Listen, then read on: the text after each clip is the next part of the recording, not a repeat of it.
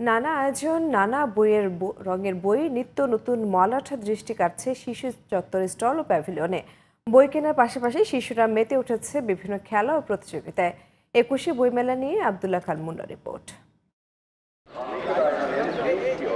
অমর ২১শে গ্রন্থমেলার ১৮তম দিনে শিশু কিশোরদের পদচারণায় মুখরিত হয়ে ওঠে মেলা প্রাঙ্গণ। বই কিনা, বই পড়া, তারপরে ঘোরাঘুরি করা, সবকিছু ভালো লাগছে। আমি একটা মাসের বই কিনছি। আমার ছোড়ার বই পছন্দ। এখানে ভূতের ভালো লাগে। ভূতের গল্প। আমি সিসিমপুরের জাদুঘরের বই কিনেছি। তবে প্রতিবারের মতো এবারের মেলায় সিসিমপুরের আয়োজন না থাকায় হতাশা প্রকাশ করেছেন অভিভাবকরা। গতবার আসছে যখন সিসিমপুরে, তো অনেক ডান্স করছে, খেলা করছে বাচ্চাদের সঙ্গে, তো অনেক মজা করছে। এবার এসে পাইনি, মন খারাপ করতেছে। এবার বইমেলার একটা আভিজাত্য আছে। 2024-এর যে আন্দোলনের সংগ্রামের যে আমরা ভেবে অর্জন করছি স্বাধীনতা, সেই স্বাধীনতার একটা বহিঃপ্রকাশ আমি পাচ্ছি আর কি। গল্পের বই কিনলাম আর খেলনা কিনলাম।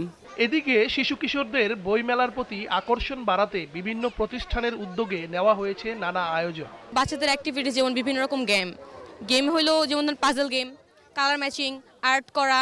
শিশু সাহিত্য মানসম্মত করে গড়ে তুলতে সরকারি উদ্যোগের পাশাপাশি বেসরকারি পৃষ্ঠপোষকতার প্রয়োজন আছে বলে মন্তব্য করেছেন লেখকেরা। শিশুদের লেখার মধ্যে কিন্তু গোপনে হলো একটা লার্নিং তৈরি করতে হবে, যে এই বইটা পড়ে আলটিমেট কি মেসেজটা সে পেল।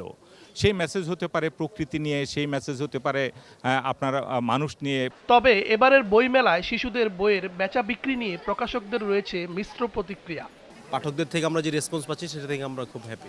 এবার মানুষও আসছে না, সিসিমপুরও নাই, সব মিলায় খুবই খারাপ যাচ্ছে এবছর বইমেলা। আমাদের প্রতিবারের মতো এবারে ভালো সেল হচ্ছে। বাচ্চাদের সাথে আমাদের ম্যাচিউরি কিছু বই আছে, ওগুলো আপনাদের অন্যবারের তুলনায় এবার ভালোই যাচ্ছে বলা যায়। গুণগত ও মানসম্মত বইয়ের চাহিদা রয়েছে বেশ। তবে রংচটা ও অতিরিক্ত আকর্ষণ বাড়াতে গিয়ে বইয়ের পাতায় অতিরিক্ত কেমিক্যালের ব্যবহার শিশুদের ক্ষতির কারণ হতে পারে বলে মন্তব্য করেছেন অভিভাবকরা। আব্দুল্লাহ খান মুন্না, জিটিভি নিউজ, ঢাকা।